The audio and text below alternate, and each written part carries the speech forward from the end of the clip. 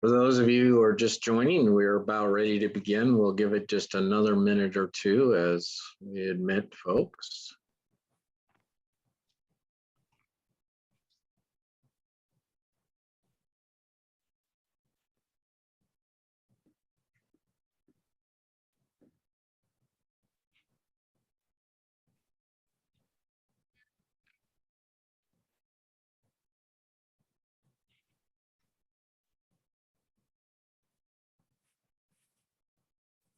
Okay, welcome everyone. This forum is part of HDC's ongoing advocacy engagement efforts to help members make informed decisions at upcoming elections. We hope that over the course of this program this afternoon, you will learn more about the candidates and what they hope to do for the issue of affordable housing. Housing is a human right and the foundation for a community to thrive. Yet in one of the wealthiest cities in the world, we are failing to ensure that everyone has access to safe, healthy, and affordable homes. It is heartbreaking and frustrating to see so many of our community members struggling without homes. Far too many have not benefited from this region's prosperity and growth. Wages have stagnated while housing costs spiral out of reach. People critical to the economic and social health of this city are struggling to remain within Seattle. Rising rents displace people further from their jobs and communities and push our vulnerable neighbors into homelessness.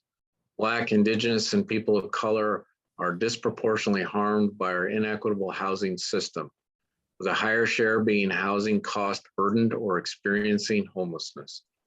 COVID-19 has only exacerbated the existing housing inequities and the homelessness crisis. As daunting as Seattle's housing crisis is, we know what works. We know that permanently affordable housing combined with support services is an incredibly effective way to get people off the street. We know that affordable housing gives a diversity of people access to the opportunity and prosperity of our region. And we know that we must do more to build thousands of affordable homes. We must match public investment in supportive housing and affordable housing to the scale of the problem. And we must not pit climate change work and housing work against each other. And finally, if we are truly about equity, then we need to open the doors of homeownership to our BIPOC residents. We hope today that this will be a dialogue that elevates some strategies that we can work with our candidates on if they are elected to office. And let me just conclude by saying, we all know that there are things that we can say are easier strategies or quick things to do, things that are pat answers to a very complex problem. In some ways, the work that we face today is wicked. It's going to require adaptive challenges, things that require research and development, experimentation, creativity, busting up the old way of doing things. And so we really hope today that we can have an opportunity to talk deeply about what we will try to do to really change this dynamic. And with that, it's my pleasure to turn the meeting now over to our first session co-moderators, Brian Lloyd, who's the HDC board president, and of course, Patience Malaba, our Director of Policy and Government Relations. Brian, Patience, take it away. Thanks, Marty. Thanks everybody for coming. Thanks especially to the candidates for making time for this important discussion. We're going to start with the two mayoral candidates. And I'll start by just putting out some ground rules. And these have all been sent to the candidates in advance. But just to remind everybody, we're asking the candidates to take 2 minutes to answer each question. There will be a timekeeper, and we will ask you to conclude if you go over that time limit so that we can get in as many questions as possible. Personal references about the other candidates are out of order. And this is being recorded and will be posted at the HDC YouTube channel. Audience members, you will have an opportunity to ask questions after the moderators ask a few questions. And so we're asking that you put those questions in the chat box, and the moderators will do their best to accommodate those questions. Some questions have been pre-submitted, and we may combine some questions for the sake of time. I think I covered all the ground rules. Again, we're starting with the mayoral candidates. So candidates, would you each introduce yourself in 30 seconds and tell us what your position is regarding the importance of affordable housing in our community? I'll ask Ms. Gonzalez to start.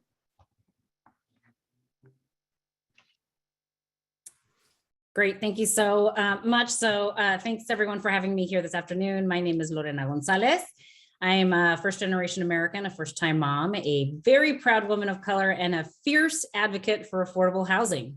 So why is this important to me? The answer is simple. Housing is a human right.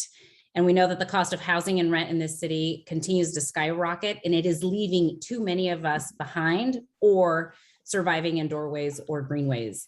So creating affordable housing for all of us is one of the major reasons why I'm running for mayor, and look forward to this afternoon's conversation. Great, thank you. Mr. Harrell, would you introduce yourself? Thank you. I thank all of you for being the housing advocates that you are. And my name is Bruce Harrell. And, you know, I've worked with many of you over the years, and I hope I've impressed upon you my commitment toward affordable housing, the full continuum of housing in the city. When I did retire from politics in 2019, I immediately did with that which I know, and that was I joined a affordable housing developer, the Central Area Development Association, became president of the board. Many of you know I was once the attorney for the Mount Zion Housing Corporation and the First ME Housing Corporation. So I've shown a lifetime commitment toward building affordable housing. And as mayor, I hope to be a champion working with all of you as partners. Thank you for those introductions. Patience? Well, thank you both for that introduction. I will start by saying that we sent you a housing platform that outlines some policies and resources that are a path to scaling on affordable housing solutions. We do believe, as you had at the opening, as an association, that the creation of significantly more safe, healthy, affordable housing that is both rental and ownership is the most effective way of getting people off the streets, advancing racial equity, and giving lower income people access to the opportunity and prosperity of our region. So I will go to the first big question around revenue. You know that altogether our local capital funding in 2022 amounted to about $250 million. And that is still significantly not sufficient. It's only about 25 to 30% of the total capital funding for affordable housing. That means we assume we'll get funding at the state level. We also assume we'll get funding at the federal level.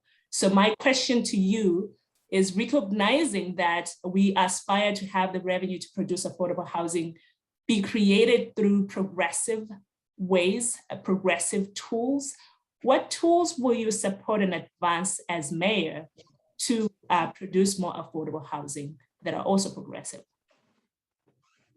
So we'll start with candidate Bruce Harrell. Thank you.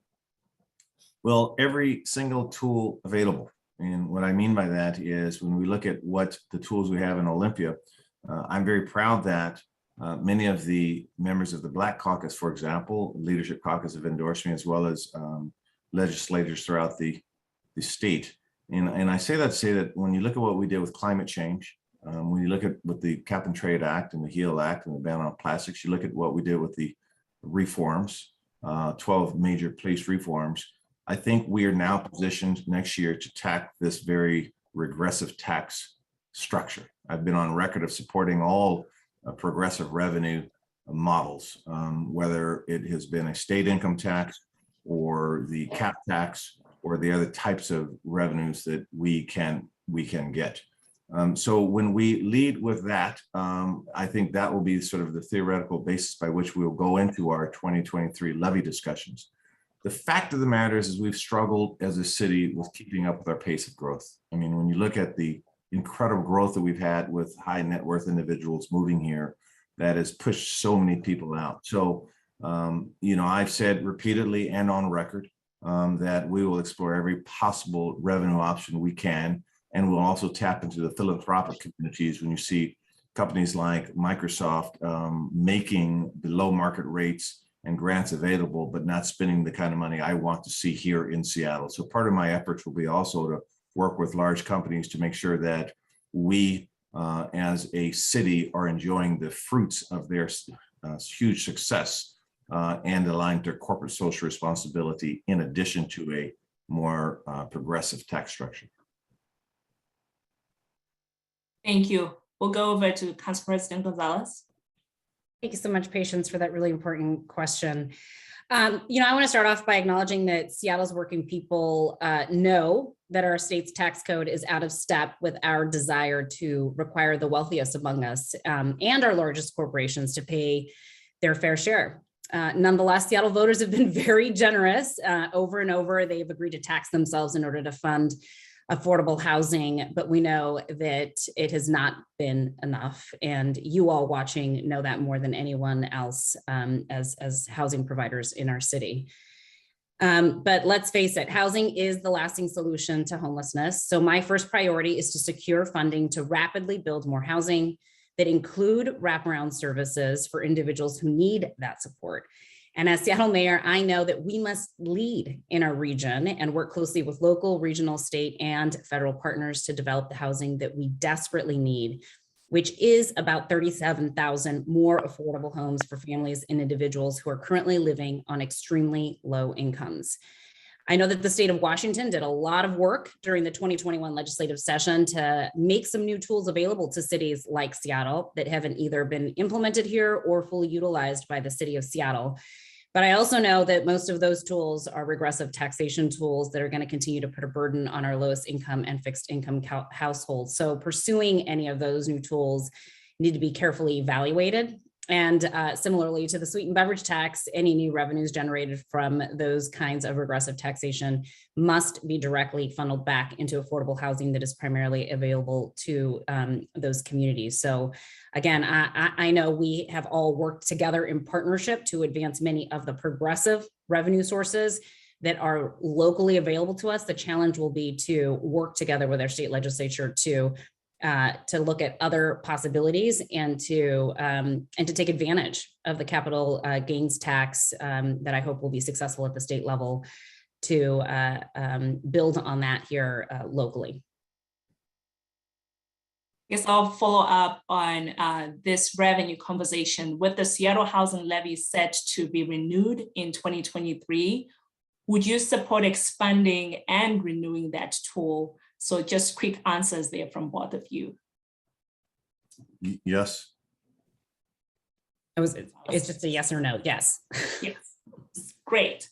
The next question that I have is around, it's related to zoning, but it also really touches on a revenue tool, which is, do you support citywide rezoning to apply the mandatory housing affordability program to all developments, and why?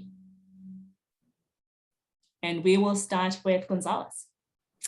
Thank you so much. So in 2019, I was proud to be the co-sponsor of the MHA legislation together with Councilmember Rob Johnson. And I do think that it is critical to further expand the mandatory housing affordability program across the city into other development projects. Of course, that needs to be paired tightly with racial equity analysis, especially in those high areas of those areas of high risk of displacement. But I really am a big believer in that, and I also think that we need to reevaluate the fees to make sure that we are creating stronger incentives for on-site performance, especially in areas that are at high risk of displacement. So I'll just conclude this by my response by saying that really for me, the bottom line is that I believe developers, particularly for-profit developers, can and should be doing more to contribute and to help us build the affordable housing in every single neighborhood across our city. Thank you. Harrell? I guess the short answer is yes, of course. I mean, we will look at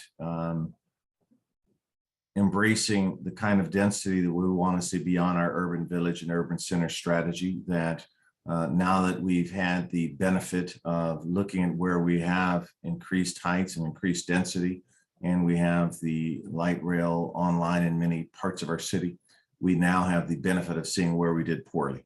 And I think what we do is look at the existing zoning capacity. We have hundreds of thousands of units still available. I actually have an office out on 100th and Aurora,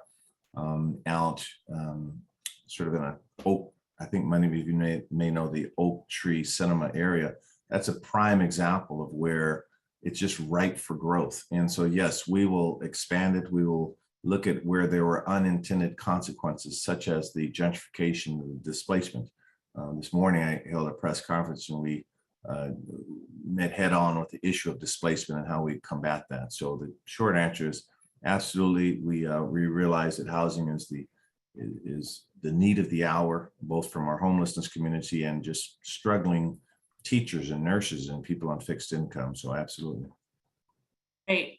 Well, thank you both. We will wrap up this section on funding with just one final question from one of our members who's asking, what is your plan around the homelessness crisis? What would you implement in your first 100 days? So just in a minute answering that question. We'll start with Harrell and then go to Gonzalez. Okay, so 1 minute on a major issue. Thank you. So we're gonna construct 1,000 units for the first 6 months and 2,000 within the first year. I believe we have the resources now to do it. We'll get another 116 in federal funds. We will actually make sure that we have a published plan that you can see cost per person, cost per unit. We'll work hand in hand with the providers to make sure that it's a logical siting selection. I will use tiny homes as transitional housing only, because in that sort of continuum of the housing spectrum, we realize just housing people with perhaps drug addiction problems or mental illness only is a small step toward their recovery into their alignment into mainstream society. So both using all of the tools, the 65 recommendations coming out of HALA, the Levy that's forthcoming, our philanthropic community, we will take action. But I have been very resolute in saying that it's inhumane to let people live on sidewalks and in parks. And I think we have a certain quality of life in Seattle as people are actually wanting to have. And I think they're wanting it in a compassionate way. So we will lead with housing first is our model, our philosophy, and individualized case management by name services. And you'll see me be a champion in that regard. Thank you. Gonzalez? Thanks. Big question to answer in 1 minute. I do invite all of you to go to my website at lorenaforseattle.com to see our full detailed plans. I'll just sort of say here that this is the #1 issue of concern. And I think homelessness, as the city currently addresses it, is primarily about addressing the symptoms of poverty and inequality, and not about addressing the root causes. So for me, the solution is fundamentally about ending homelessness through creating additional housing options and creating the housing that is needed to both prevent people from entering into homelessness and to appropriately exit people from the experience of homelessness. This is going to take hard work every single day. We do not have existing resources to build the housing that we need now, or to even increase the shelter. We need more resources to be able to scale up the need, because the reality is, you all know this very well, when you apply for NOFA, many of you get a decline letter, and that's because we have very limited resources in this space. So there is no question that if we want a lasting solution to end homelessness in our city, it will require increasing the amount of revenue we currently have that is allocated to addressing the clear solution, which is more affordable housing. Well, thank you both. I'll hand over to Brian to take us through zoning conversations. This is a question from one of our members, and it's about the role of affordable home ownership in solving our housing crisis. If elected, what would you do to encourage affordable home ownership projects to be built in the city? How do you see non-speculative market solutions like community land trust playing a role, or other equity-based approaches in this part of our solution. Councilmember Gonzalez, would you start? Sure. I mean, I think all of the things you just identified in your question are really critical solutions. And so, you know, I have been a big proponent of the Equitable Development Initiative. I know many of you are very familiar with that initiative, but really that is about allowing community to drive equitable projects in areas that have not seen the appropriate level of investments to combat displacement and address gentrification and the increasing costs of housing. And so I want to work towards stabilizing and increasing the funding available to the Equitable Development Initiative. We took one small step in that direction when we passed the Jumpstart Seattle payroll tax, which I was a co-sponsor of, to create some additional dedicated revenue for the Equitable Development Initiative, but much more is needed. And again, I think that is where we can build our greatest leverage to allow for those community-driven projects that will also increase access to home ownership for our BIPOC community members. Thank you. Candidate Harrell? Thank you. Yes, the answers were in your question. Certainly, I support the land trust model. I support trying to come up with as many financial institutions, whether it's a CDFI or a CDBGO or any kind of very creative finance institutions, to make sure that we can keep people in their homes, which of course is one of the most critical ways to prevent homelessness. I would add that I've written documents on this, and some of the warriors, the advocates in this area, such as Wyking Garrett or Don Mason, or I think one of our first African-American representatives, has endorsed my campaign because of my proven commitment to making sure we can fight on anti-displacement issues and fight for the diversity and the racial and socioeconomic diversity in our city. Again, many of you know I was born in Seattle, and so when I say this, I think I come by it honestly, because as a lawyer, I learned how to set up REITs and do other kind of work specifically for these causes. And so I look forward to leading this work as a mayor, but the models that you described are going to be absolutely critical toward fighting displacement and making sure we have the kind of diversity in housing stock that we need. Thank you. All right, I'm going to try a question without the answers in it. Candidate Harrell, what do you think of single family zoning? What do I think of it? So I'm going to interpret that question as whether I support it or not. And what I've said in more of a long-winded way is that I have to lead the discussions on that. And I've talked to many people that I haven't said I support it unconditionally, but I give them the history of exclusionary zoning. And I talk about what they've done in Minnesota as an example in their 2044 plan, I think it is, and looking at how we can get very creative with duplexes and triplexes and townhomes and work toward eroding sort of the racist history in exclusionary zoning. I also believe that a mayor has to be collaborative in that process. And when we talk about the hundreds of thousands of zoning capacity that we've yet tapped, I think we need to prove to the city that we're willing to get aggressive in that regard. I think that we have to bring the city along with us in this discussion, that this is being talked about all over the country. And these are some, it's sort of turned out to be a litmus test as whether someone wants to achieve affordability or not. And it scares a lot of people. I think we have to realize that while we all fight against exclusionary zoning, we realize it's past. That as we start to eliminate single family zoning, that it's a positive discussion. People realize to truly achieve affordability, we may have to start eroding many of the remnants of our exclusionary zoning. But I have not been on record in saying that I just support the total elimination of single family zoning, because I think it's premature in our city to have that discussion. People are just learning about the pros and cons of it now. Thank you. Councilmember Gonzalez, would you share your thoughts on single family zoning? I would love to. I think we should make more homes of all shapes and sizes available in all of our neighborhoods. I think I want more neighbors. I want to create more housing choice, and I want this city to not just be a playground for the rich. This the way that our land use works now, and zoning in particular works, it has created exclusivity by virtue of only allowing wealth and access to housing to those who have the resources to pay for it. That's not the city I want to live in. So this means that the next mayor must work to re-legalize housing like duplexes, triplexes, and other low-cost homes in every single neighborhood in the city. Because in order to build the affordable homes we need, we have to change the outdated laws that prevent multifamily housing in 75% of Seattle's residential areas.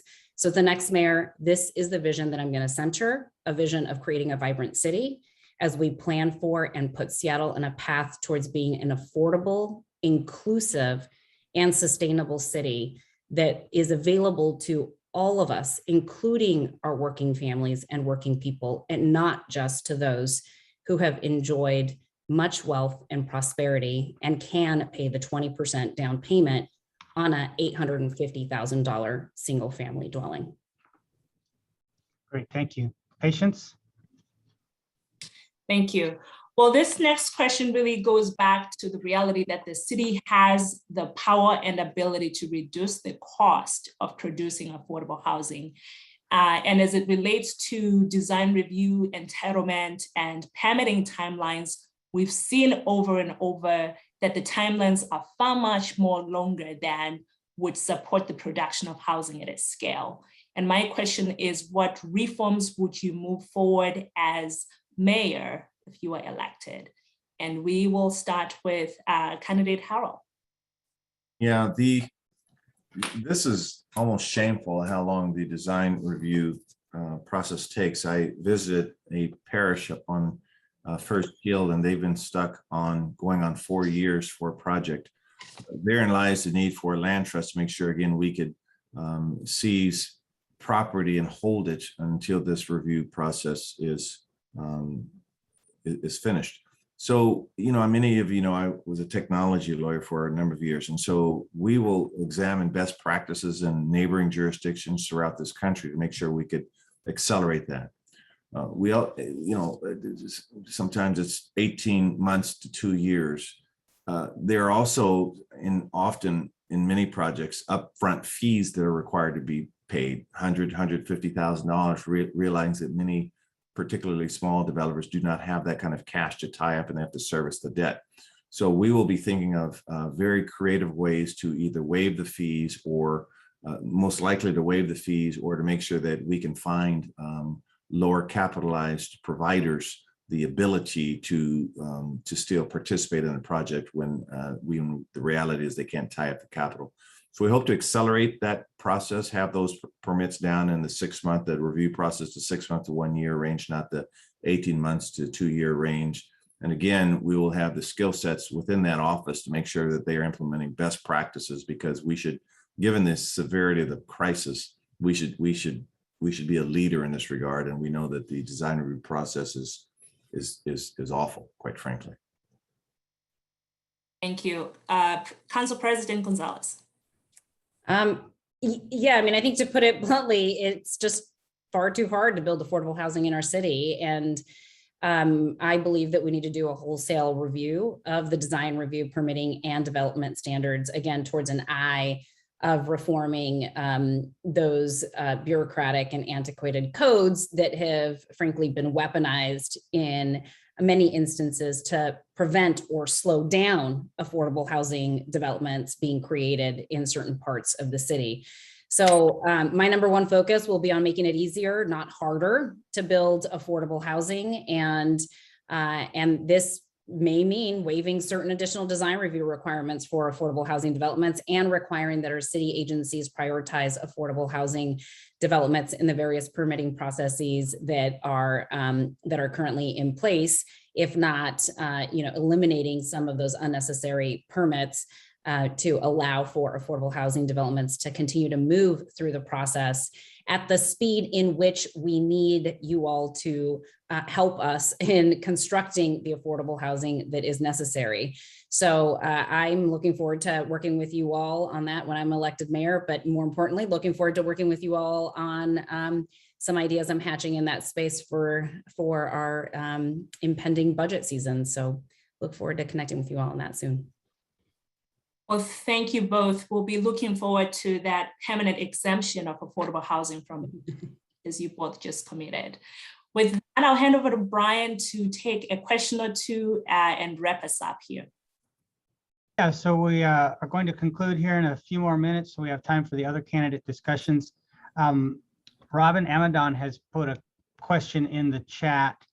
I won't read it all. You might be able to see it, hopefully, but it's about the role of mental health treatment in affordable housing. We all have very disturbing views and visions of the challenges that people on the street are facing.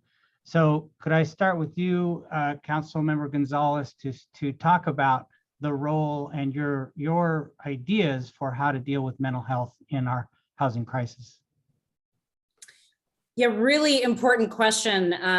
You know, one of the 7 sort of key pillars of my plan around addressing homelessness and housing affordability is to scale up the services available and the funding available for behavioral health, and that includes substance use disorder treatment. You know, one of the important ways that we can support affordable housing projects, including our permanent supportive housing projects, is to recognize and acknowledge the funding that is necessary to provide those wraparound services through their operations and management funding that we provide. We need to really scale up those dollars that we're currently offering our housing providers to really meet those needs. And, you know, I am ready to get to work on this now. Next week, I'll be meeting at a convening of behavioral health providers and other regional and local leaders to really come together to talk about what the regional strategy needs to be in order to meet the depth of the need of those who are experiencing behavioral health crisis. I'm looking forward to that opportunity to lead in that convening and to listen and learn from partners in the behavioral health space about what it is they need in order to truly meet the needs of those whose needs are just frankly currently unmet by our existing system. So it's going to take more resources, more revenue, but also a strong partnership with our existing network of behavioral service providers to really truly make a difference in this space. Thank you. Mr. Harrell? Sure. So what we are all witnessing now is significant underfunding for decades in mental health. Our city being one of the most affluent cities in the country, our county being one of the most affluent counties in the country, should be in front of this issue. I will have a member of my cabinet and put structure around our ability to seek as many state and federal funds in this regard. We have to be very intentional about this. I will also make sure that these very wealthy corporations align their corporate social responsibility goals, their CSR goals. And I had a meeting with one large employer on this particular topic this morning about how we do that, how we make sure that we realize that there are people walking around with untreated trauma. This is a huge contributor to the homelessness issue, as we all know. I will also introduce a Healthy Seattle initiative, a healthcare for all, if you will, where people will fall through the Affordable Care Act. This is modeled after San Francisco's model, a Healthy San Francisco. And a component of that will be looking at both the triggers or the indicators of people that are more susceptible to mental health challenges, as well as getting them the treatment that they need. So we understand that, as I said this morning in a press conference, people are not born criminals, they're not born as social deviants, but many of them are born in unfortunate circumstances. And so we're going to look at the full continuum of healthcare from 0 to 4 all the way to adulthood under our Healthy Care Seattle, and making sure that we get all of the state and federal funds possibly available and we get them channeled here right in Seattle. Great, thank you.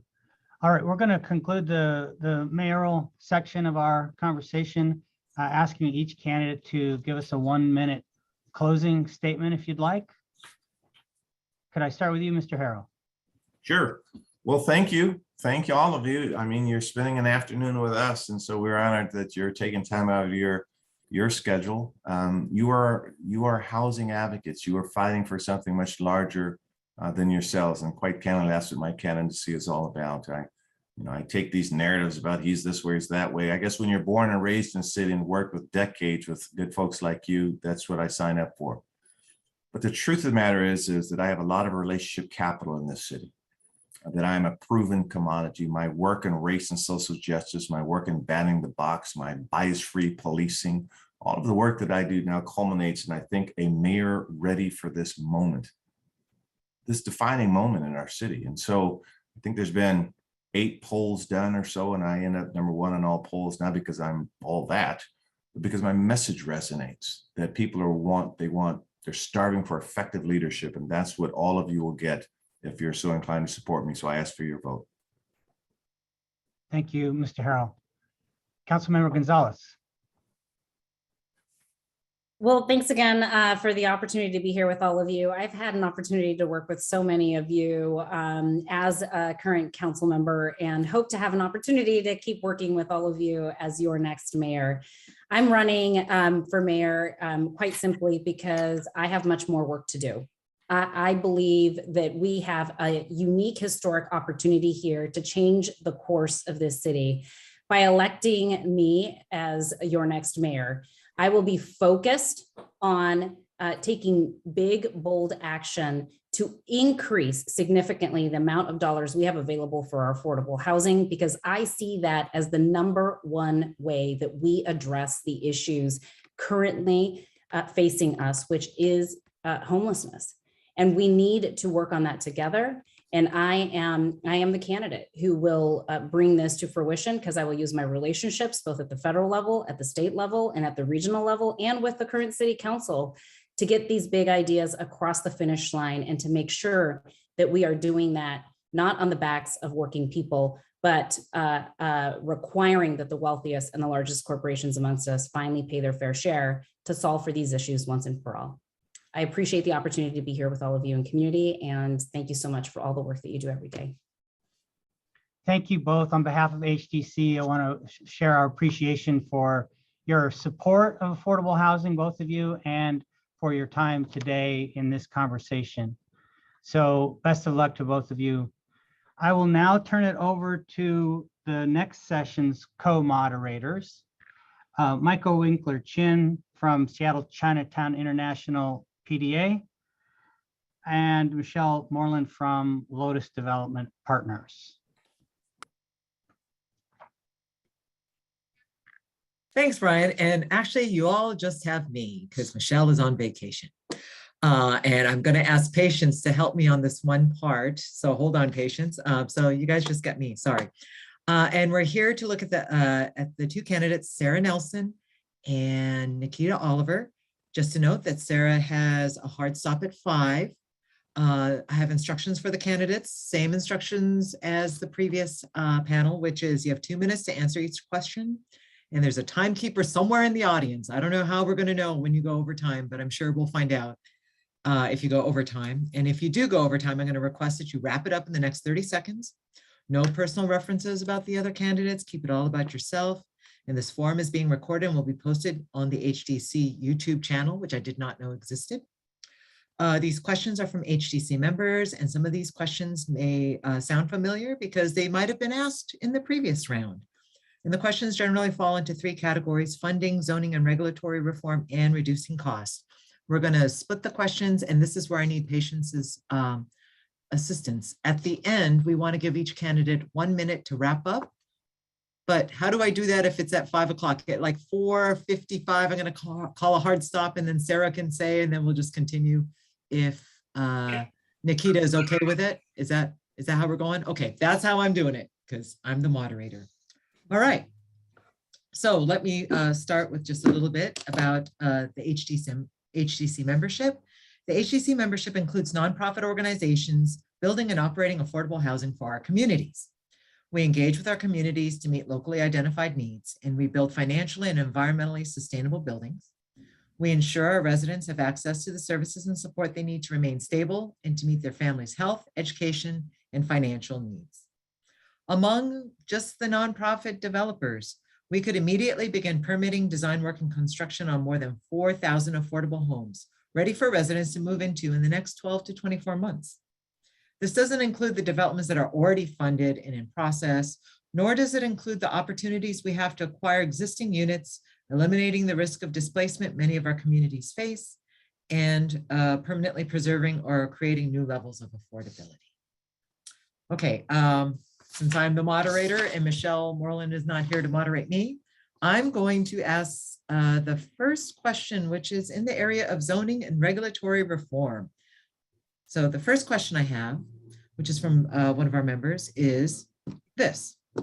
The racial equity analysis of Seattle's comprehensive plan growth strategy states that the current comp plan has failed to provide sufficient housing supply, choice, and affordability, and thus has harmed BIPOC communities.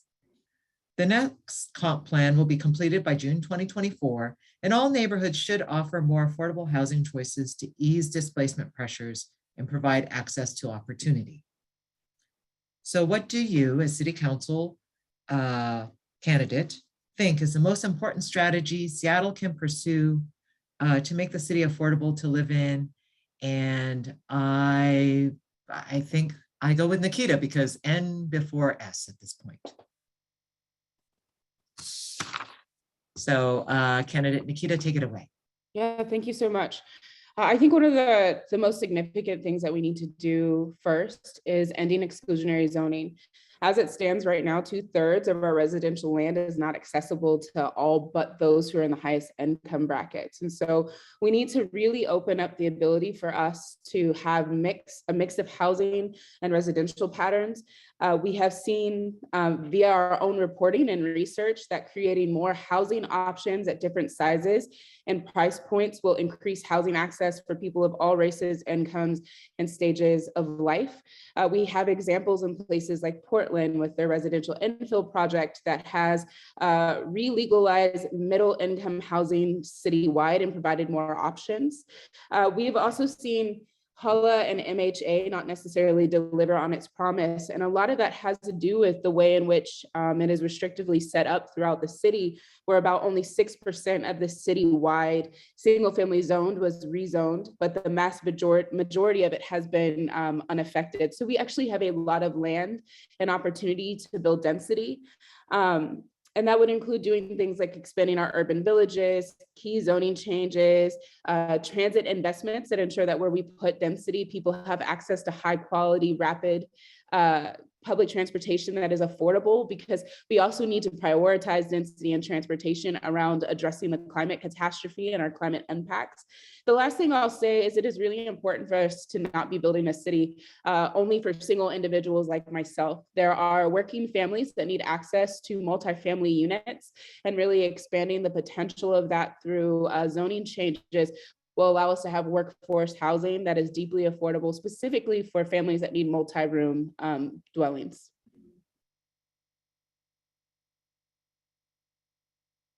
Thank you. You're not council member yet. One of you will be soon.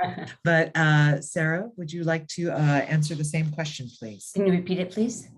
Sure. Can I just say the last part? Yeah. What do you think is the most important strategy Seattle can pursue to make the city affordable to live in? Well, first, what we've got to do first and foremost is align our policy goals with our regulatory environment. We need to, if we say we want more affordable housing, then what are the barriers to producing affordable housing? So I think that the first and perhaps the low-hanging fruit is to find out how can we improve our permitting process, our land use code. So we need zoning changes, building code changes, our fee structures, our incentive programs. What could we be doing better to incentivize or to make sure that we are that we're not inhibiting housing production? So first and foremost, I think that is important, and I hope that we get into other ways of going into more detail. But first and foremost, we have got to recognize that we have got a crisis. So we've got to retain existing affordable housing, make sure that it's not redeveloped for market rate, and that is held by small housing providers. And then we've got to lower the cost. Elsewhere in this talk, I noticed a question about the costs of infrastructure improvements. The city has been externalizing the cost of infrastructure improvements, curb cuts and water mains and sidewalk repaving. And this adds cost, face it. Any cost that we add to an affordable housing project is going to drive up the cost of those units.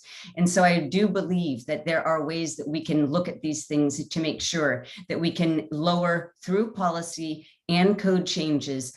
I'm endorsed by Alan Durning of Sightline Institute because I've been looking at single family infill since the beginning of my campaign, been citing Portland's model. We can do that here. We essentially got rid of single family zoning when we passed the ADU legislation, but Portland does it better. They allow more more units per lot. And if you go up to 6 and put 2 of those in, designate those as affordable housing, then that's allowed. And so we've got large lots in the city that are that can take a lot more density. And so I believe that we should improve upon our single family in zone policies. And yes, of course, duplexes, triplexes on corners. And let's not forget congregate housing and micro units. There was a boom and then it stopped. There are things that we could change, the 770 rule and other things to make sure that we, again, are not inhibiting the production of what we want. I'm sure I went over 2 minutes, so I'm just stopping voluntarily, which is. I just don't know what happens when you go like at 2:05. I mean, I don't know. So I'm just waiting to see what happens. To follow up on your question, the next question is this. Our projects are often saddled with significant costs to create street improvements, utility extensions, and electrical connections that are owned by the city. These costs take away subsidy dollars that could be used to create more units. What steps would you take to create a separate funding mechanism to support the public infrastructure improvements associated with affordable housing development? And let's start with Sarah. So before we talk about a new funding stream for these things, I think that we have to talk about leadership and results. Council has been underfunding the maintenance of our transportation infrastructure, our utility infrastructure for years. And so I believe that we really do need to get local government back to its main job, which is delivering basic services, and make sure that they are adequately funded every single budget cycle, so that we don't then have to say, oh, we need these, the things that you just mentioned, which are what I refer to as externalized costs. Let's get the developer or the nonprofit to do that. So that is what I would say there. We're going to be having a lot of infrastructure dollars flowing in from the feds. We've got COVID relief dollars. We just passed a capital gains tax, and we have Jumpstart. So before we talk about where's another pot of money for this, I think that we do have to think about, if we do designate another funding stream, will that have any unintended consequences of inhibiting affordable housing production?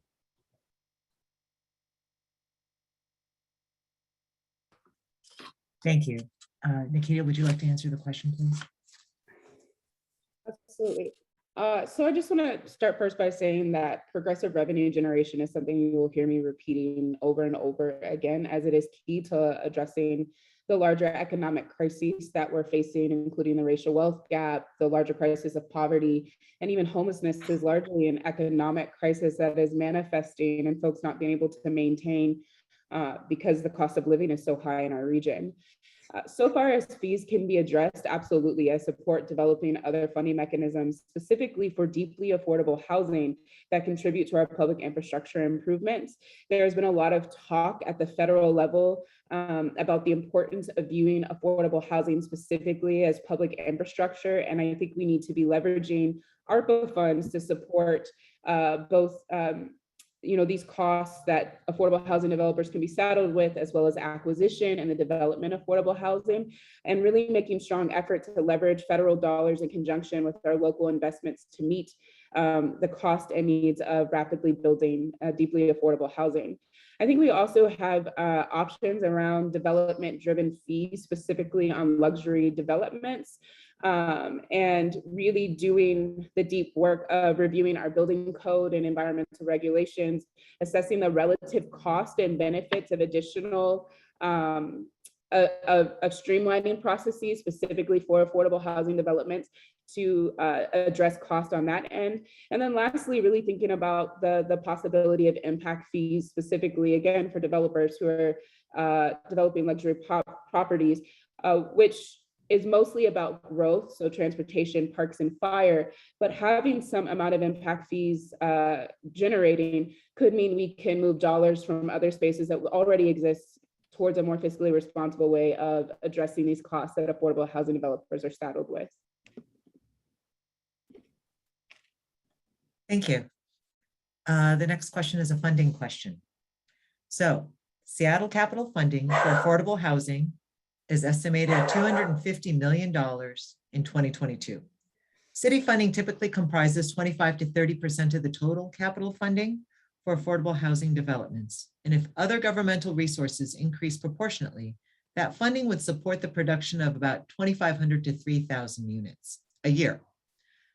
But we know that within HDC, its membership can develop at least 4,000 units a year. So HDC aspires for revenue for affordable housing production to be raised through progressive means. What new tools would you advance to create that revenue? We will be starting, Nikita, with you, please. Absolutely. I love this question, and I love that the foundation of it is progressive revenue generation, because we really need to get out of our regressive tax structure, because it actually harms community members that are most in need of affordable housing. Our campaign has actually developed a platform specifically for progressive revenue generation, focused on the taxes that the Progressive Revenue Task Force has already identified could go directly towards affordable housing development. Things like a local estate tax, taxes on exceptionally high compensation, raising the REIT, other progressive property related taxes, and growing our housing growth fund. We have a lot of options in front of us. Additionally, the Jumpstart tax has been found legal, and it's only generating about 200 million a year, and 120 million of that going directly towards affordable housing. Increasing the Jumpstart tax would allow us, through something that's already passed legal muster, to increase the amount of revenue we have specifically for deeply affordable housing. I also think we need to be doing the work of leveraging our state and federal partners. Again, there will be ARPA funds coming that will allow us to focus on things like acquisition and preserving our naturally occurring affordable supply. And I say that with quotation marks, because even what is considered affordable right now is not necessarily deeply affordable, but we do have a considerable amount of options in front of us that can allow us to move past our dependency upon regressive taxation. Thank you very much.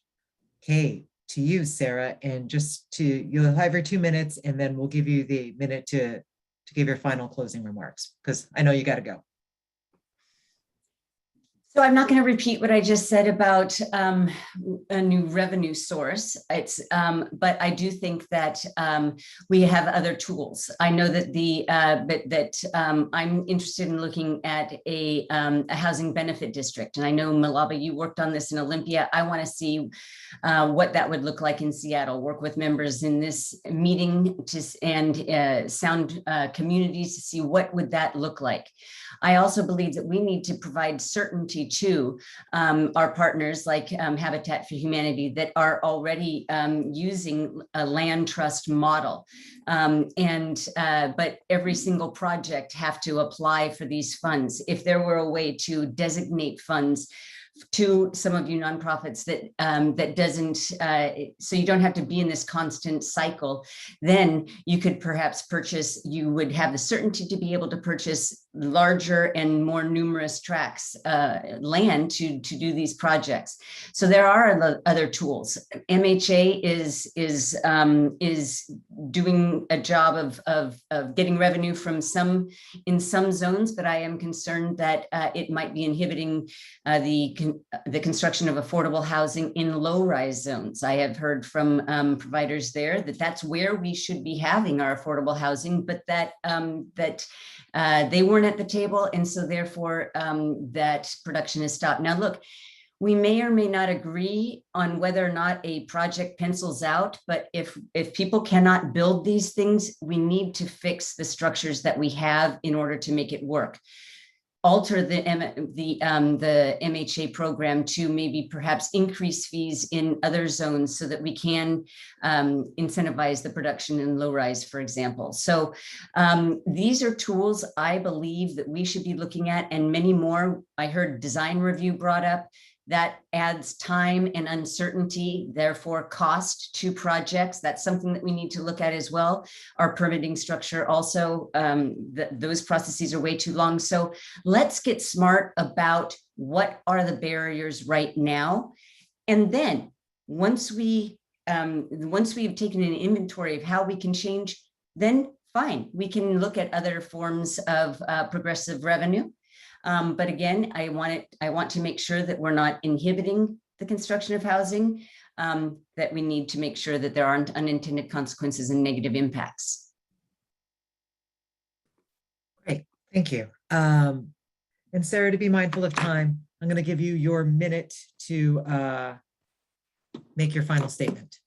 Okay, well, there are a lot of brains on this screen, and I know that many of you have worked in the private sector, you're now in nonprofits, and I think that we need a city council that can figure out a way to talk with each other, to come together and bring the collective expertise to solving what we're all united on: more affordable housing, because it's a human right. And so we need to get away from extremist policies that don't help the vulnerable and start working together, and that will require someone with pragmatic and leadership, and also experience and nuanced understanding of housing policy. I met many of you when I was working in Councilmember Richard Conlon's office, and I look forward to hopefully working with you to move forward in a way that that helps the city in general become a city where everyone can afford to live, and that we're not letting people fall through the cracks, and that we're paying attention to workforce housing. We're becoming increasingly a city of the very rich and the very poor, and we have the tools to make sure that everyone can afford to live here. And that is the vision that I will bring forward in City Council, and I look forward to learning and working with you in the future. Thank you very much, Sarah. Patience, where'd you go? Quick question. Or would it be appropriate to allow Nikita to do her 1 minute statement and then we ask her more questions, or how do I do this? Yeah, we can let Nikita answer the last question and wrap up here to our next conversation. All right, great. Thank you. Thank you, Sarah. Okay, Nikita, you have the floor to give us your final statement. Well, thank you so much for allowing me to share space with you all. For the past year and a half, almost 2 years, I've been working with Community Passageways, Creative Justice, where I'm the executive director, and Africa Town Community Land Trust to fund and ultimately develop the Youth Achievement Center, which is housing co-located with services that has been essentially developed by young people here in the South End of Seattle. And I apologize, I basically work in a development area right now. And I believe that housing, and deeply affordable housing in particular, has to be the priority of our next Seattle City Council. And who better to have on the council than someone who has an intimate understanding of the challenges of navigating the various processes from design review to permitting to getting land that you face when you're doing nonprofit housing development work, which is what I've been doing for almost 2 years. And as we move through this project, really seeing the hurdles that our nonprofit affordable housing developers face in doing this work. And we'd like to move forward with things like more community land trust, more PDAs, more opportunities to move public lands into community care. Our particular project is working with Sound Transit to turn 2 plots of land right next to the light rail station into housing specifically for Black and Brown youth in the South End. And by expanding that model throughout the city, ending exclusionary zoning and making serious investments in affordable housing through progressive revenue generation, we can tackle multiple crises like the climate catastrophe, addressing our upside down tax code, and responding to the serious need for deeply affordable housing. I am endorsed by the MLK Labor Council, the Seattle Education Association, SEIU 6-925-775-1199 Northwest, and Protect 17, which is many of our workers at the city, because there is a deep belief that a Nikita candidacy and Nikita as council member can deliver on the promise of at least laying a strong foundation for achieving that 244,000 units we need in King County by 2030. So thank you for the opportunity to share space with you all, and I look forward to partnering with you in the future. Thank you very much to both candidates. I think I am passing it on to the next group.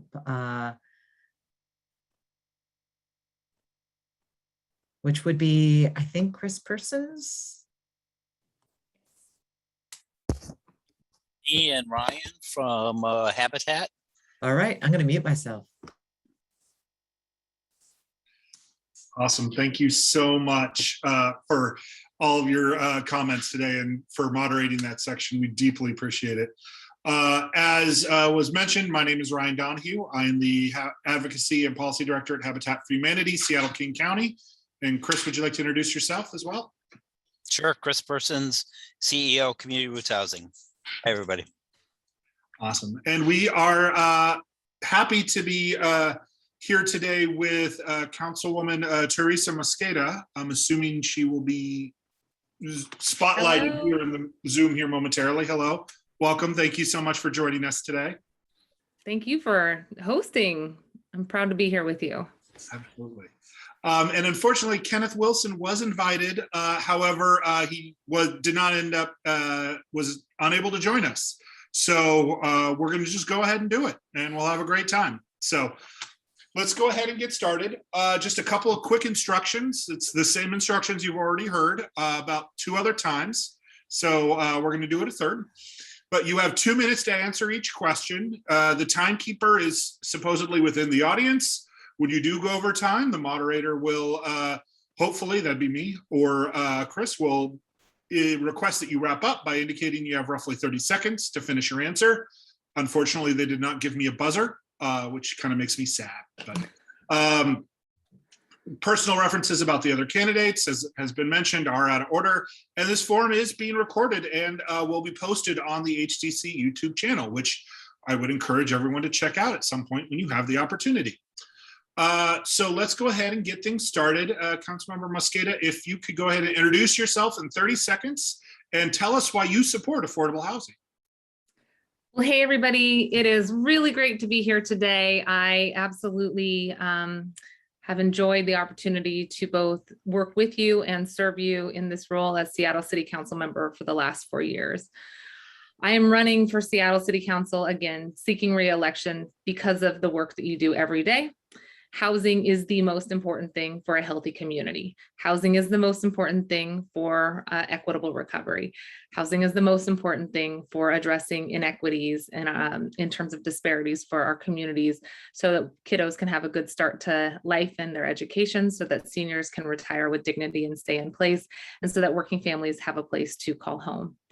I'm really proud of the work that we've done on council. And I think if you look at my track record, from everything from fighting for worker protections and the ability for good living wages, to the collaborative work that we've done to pass Jumpstart Progressive Revenue, you'll see that it all centers around public health and creating a healthy, housed Seattle.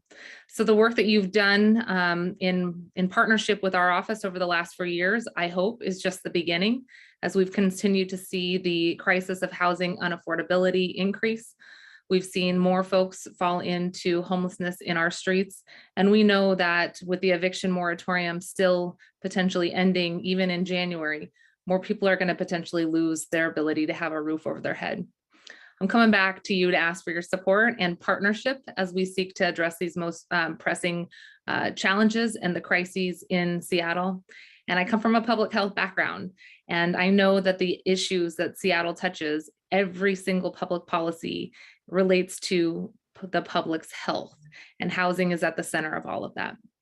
I have really enjoyed the opportunity to work with you, and by passing Jumpstart and by passing the housing protections and expansion of things like affordable housing funding and expanding the opportunities for NOFAs around the year, and by making sure more home ownership opportunities exist and weatherization projects are possible, and that we're coupling supportive services with permanent supportive housing. We're just beginning, and so much more needs to be done. And I appreciate the conversation that we will have today. Thank you. Well, I'm going to dive right into the questions then, Councilmember Mosqueda. May I call you Teresa just for? Yes, please. I thought you would say yes. And so the first question is about funding, with $250 million for housing. We still can only create 2,500 to 3,000 units, and recognizing that we aspire to have enough revenue raised through progressive means. Can you elaborate more on what you would do in your role and what tools you would advance to create new revenue for affordable housing? Yeah, absolutely. I mean, I think that you are citing the fact that we have $250 million right now, or in the projected year to come, that goes into affordable housing, and that being a drop in the bucket. That does not actually include, I think, all of the funding that we had committed to as a coalition that included many of the members on this call through the Jumpstart Progressive Revenue Proposal. With Jumpstart, we are anticipating around 28 to 3,900 new housing units to be created. And that's still not enough. I want to be careful to not reiterate the points that many of your organizations have actually led the research on creating and putting out there. But we know in our region, we need upwards of $1 million a year. Excuse me, $1 billion a year with a B. $1 billion with a B, to address the housing insecurity and the lack of access to affordable housing for those who are facing homelessness in our region. So we have to keep increasing the amount of revenue that goes into affordable housing. We do not have enough money in our current system to address the ability to build affordable housing in Seattle or across this region. And we're going to do a lot more to make sure that it is possible to expedite housing, that we are encouraging more built green options, that we're creating fewer hurdles for affordable housing to be developed, and that we're importantly coupling permanent supportive housing with those supportive dollars that go into making sure that there's personnel and the resources to provide services to those who need it in affordable housing. But we haven't begun to really address the scale to meet the crisis that's in front of us. And I think it's going to require additional revenue, like capital gains, potentially locally, seeing what we can do to expand on the state's heroic efforts after many years of trying, like income tax with a tax rebate associated, or a working families rebate associated, because we can't afford to have folks at the lowest income levels having to pay into the very systems that tax is going to be helping to support. And I'm interested in things like a CEO pay ratio tax. Part of that gets at the serious income inequalities that we have in Seattle. And that's why I think the Jumpstart Progressive Revenue was so supported, so popular when it passed, and then according to the more recent poll, still supported by voters, because they know that there's industries in this city that we're proud of. We're glad that they made their home here in the Pacific Northwest in Seattle, but they did really well during the pandemic. They had a lot of folks who were able to work from home, and it is not punitive to ask these corporations to pay in a little bit to make sure that people are not sleeping on those doorsteps of prosperity. It's not punitive to make sure that the very systems and infrastructure that they've benefited from in our region have revenue to help other small businesses. And it is absolutely good business practice to make sure that people have a place to call home and that families have a little money in their pocket to spend in their local economy. All of that is going to pencil out, but we need to make sure that there is more revenue to meet the scale of the housing crisis in front of us. It's good business practice and it's foundational to good health, as you were alluding to. So I think you were reading from my script because you mentioned the 1% income tax. The housing levy is going to be up for renewal pretty soon. So do you support that, and would you support increasing it or the tax rate upon its renewal? And that could be yes or no question. Yes and yes, absolutely. I think that we need to make sure that we're supporting the housing levy. This has been a hugely popular assessment that has helped to make sure that we're investing and expanding affordable housing options. I think that it's been important to show folks that those investments have been successful, but there's so much more that we need. And this is not for lack of trying. Our population in the city of Seattle alone has grown by 20% in the last 8 years. We have simply not created the housing stock necessary to address the lack of affordability. And all of that pressure on the market is resulting in an $850,000 home as an average cost for housing across our city. We need to couple every single dollar to create a more affordable housing, the rezoning that your previous candidates talked about, and make sure that we're doing everything we can to get those dollars out the door to nonprofit housing developers and community partners, especially community that is rooted in neighborhoods that have been historically disproportionately impacted by displacement, and make sure that we are leading our development through the lens of those who've been affected by being outpriced and pushed out of this city. So yes, supportive of making sure that our housing levy is passed, that it is expanded, and that we couple that with a 1% income tax. But that income tax, importantly, needs to have a working families tax rebate, and we need to figure out the appropriate legal mechanisms to do that. But I will say that there is one person currently in office who is not running again. And she told me, well, I think we can do a income tax and don't need the working families rebate. And I said, I just don't think that's possible. And she said, are you telling me that people can't afford $600 a year? And I said, that's exactly what I'm telling you. There's working families in this city that cannot afford $500 or $600 extra expenses a year. That will be what breaks them in terms of their ability to keep childcare or their home or pay for groceries. So we have to have policy that's truly informed by those who have the lived experience of living on the margins, and organizations that are working to help house and care for those. And all of you are at the forefront there. So look forward to crafting that with you. That would certainly be the experience of many of my residents. I'm going to pitch the ball to Ryan, and he's going to move into some zoning and regulatory questions. My favorite. Yes, they let the habitat person ask the questions about zoning. I'm really appreciative of that. I'm going to start off by asking, by mentioning, obviously, 75%, depending on what analysis you're looking at, of all of Seattle's residential land is zoned solely to permit single-family housing only. That obviously prevents affordable multifamily homes from being built in the majority of the city.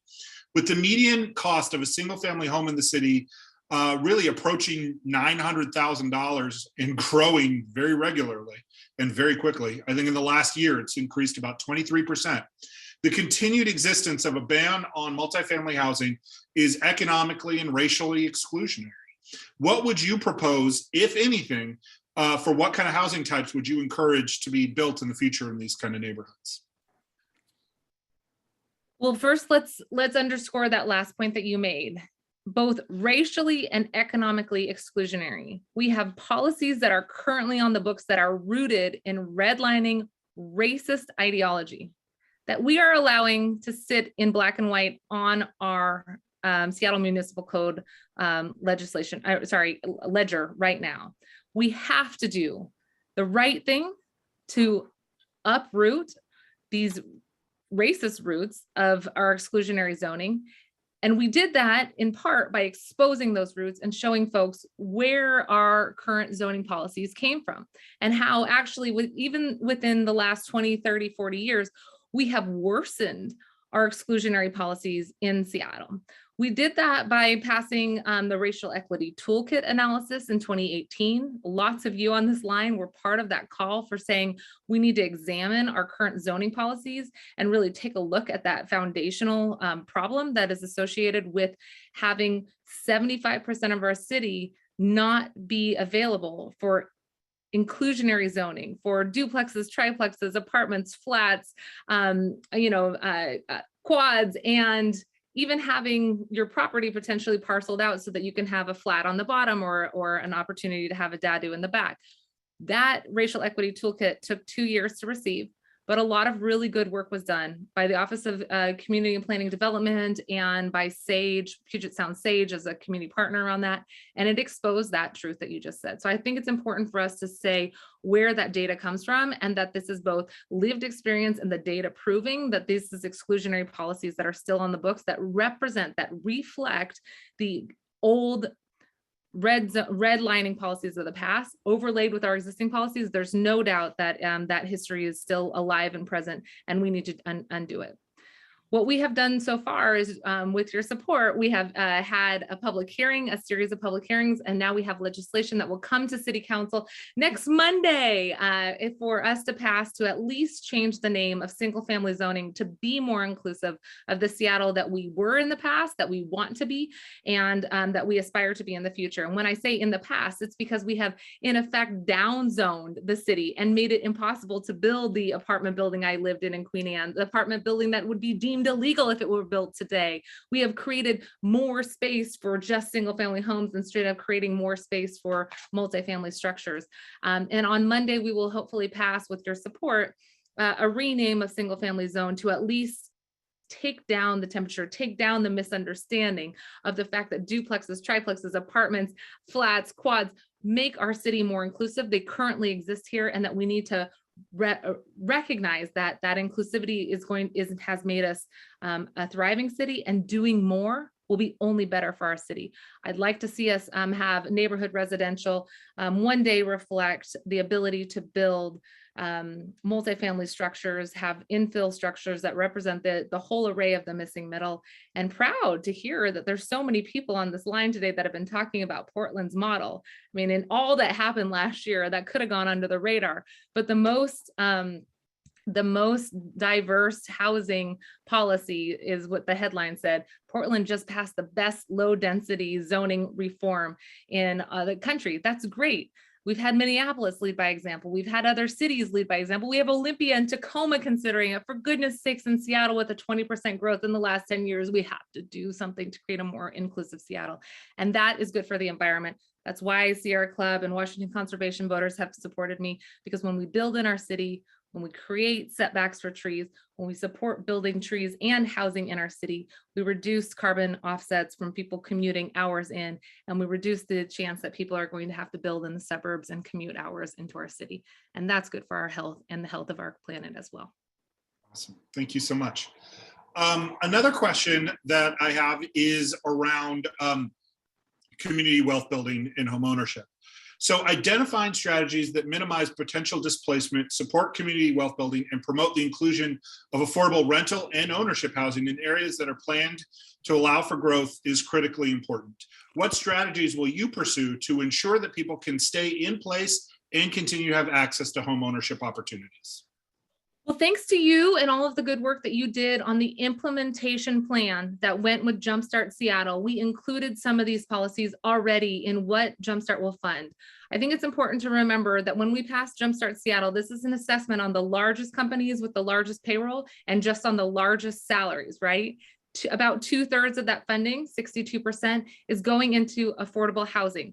And part of that includes first-time home ownership opportunities.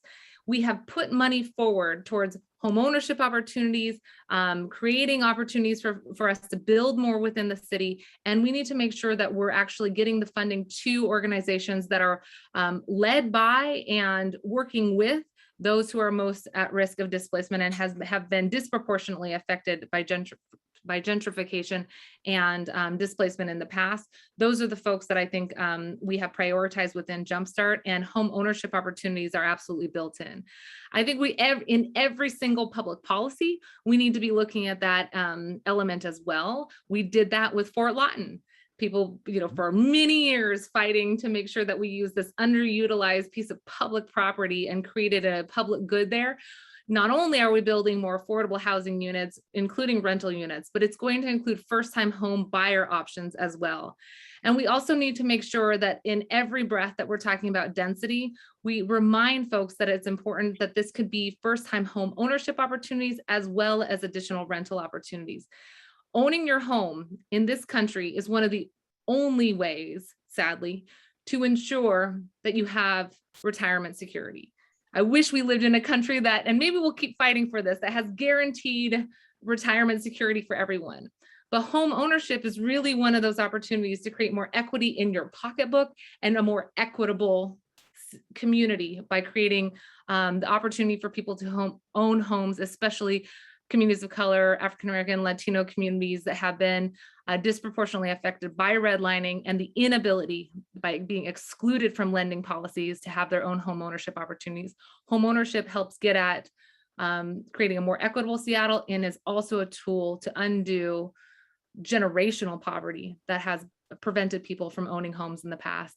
I don't say this as a rabid capitalist, and I don't think everybody needs to own a home, but it truly is one of the only ways to create that retirement security, to create equity, and to create a more equitable Seattle and society. So I'm very supportive of density, more affordable homes, and making sure that they also include home ownership opportunities. Wonderful.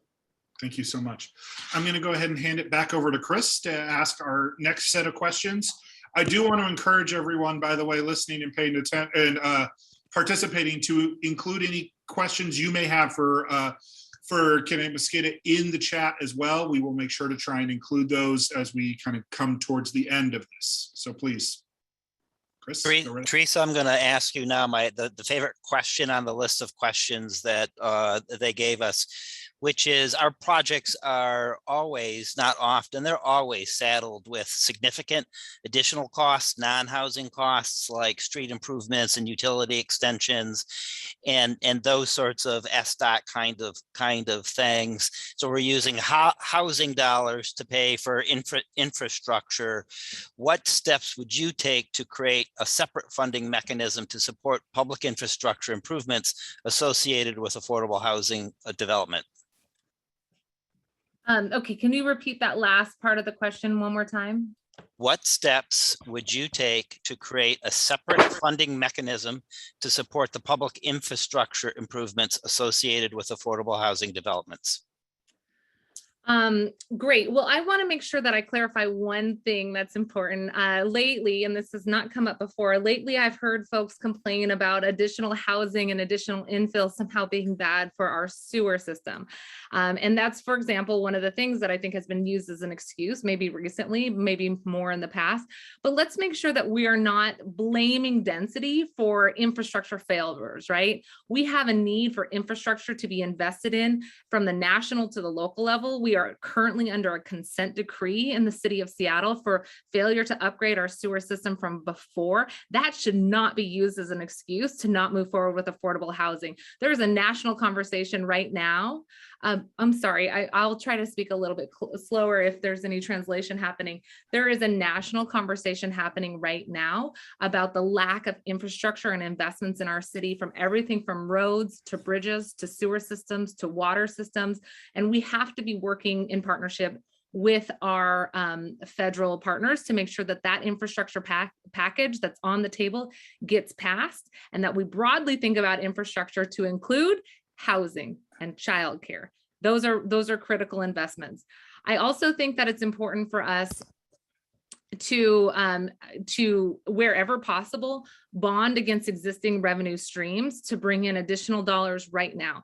There are so many people out of jobs right now, and making sure that we're bonding against revenue streams to put people to work and make sure that we're addressing the infrastructure investments needed. We have people who want to get these good living wage jobs. We want to make sure that they're coming from labor and that more people get an opportunity for good labor jobs.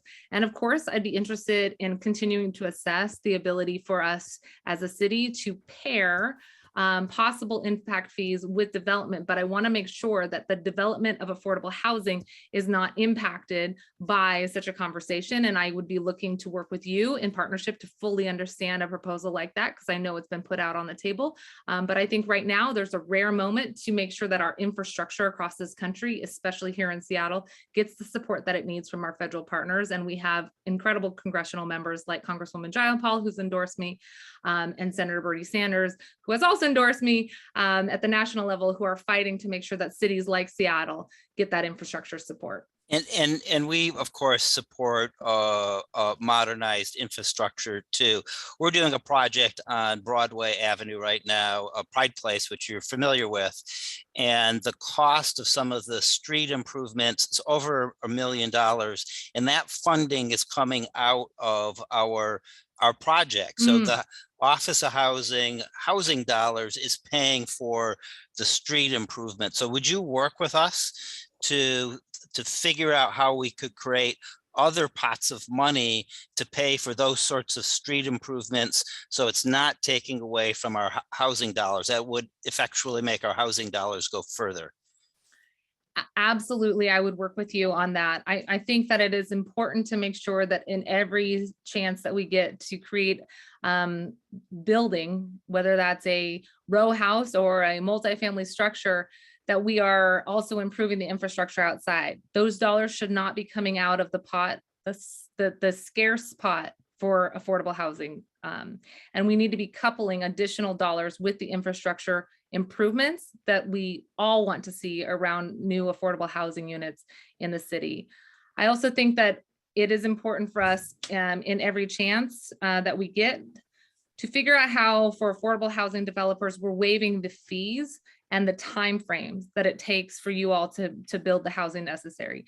The time equals money, and having you wait for 18 months to years to get through the process in its entirety adds a cost. And for affordable housing developers who are trying to address the most pressing crisis in Seattle, we ought to be doing more to waive the fees associated across the board. I know we did some waiving of the process during COVID, but I'd love to work with you more on how we can do that in other areas. Well, and that answered my next question. And speaking of time, we're getting close to the end of our time. So I think I'm going to pitch it back to Ryan to wrap us up. Thanks, Teresa. Thank you. Awesome. Thank you so much. So we're going to go ahead and give you an opportunity to make a 1-minute closing statement, and then we'll kind of wrap it up from there. So take it away. Well, I want to thank you. I want to thank you for all the work that you've done. I do recognize that you have done heroic work and you've done more with less over the years. There has been an increasing need for affordable housing across the city, and I think competition for how dollars could be used, as we were talking about. We need to be broadening out the availability of dollars to be used for building affordable housing. We need to do what many of you have advocated for, which is making it easier for those affordable housing dollars to get directly into the hands of nonprofit developers, especially those who are rooted in and led by communities that have been affected by displacement, and making sure that we have community leaders like yourselves at the table is something our office has been committed to. Aaron House is on the line here, our lead policy expert on housing, who has been a longtime champion with all of you in the community for fighting for affordable housing. Our policies have been driven by you. They have been rooted in what you've seen as the issues needing to be addressed. And we know we have not yet done enough, but we will continue to do more with your support in getting back into office. And it's really about making sure that you all have a seat at the table and that we are acting with urgency around this most pressing crisis. If we're going to do anything to get out of this pandemic in a more equitable way, it has to be centered on making sure people have a place to call home and the services they need. And you all do that. So thank you for the work that you've done in these really trying times. And thanks for having me tonight. Fantastic. Thank you so much for joining. And I'd also like to take a moment as we kind of wrap up to thank everybody who joined us. I think at the peak, we had over 100 people who decided to participate and join us there. So thank you so much to everyone.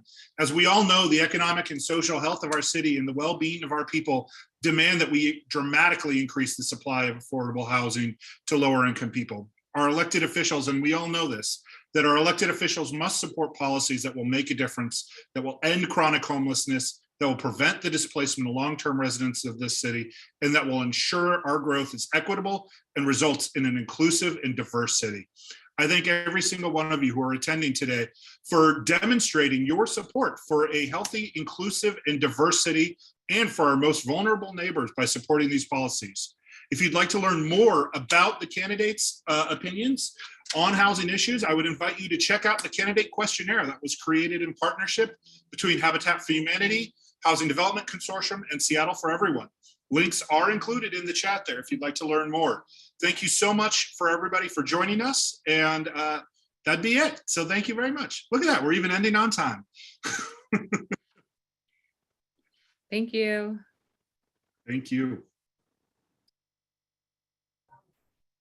Thanks.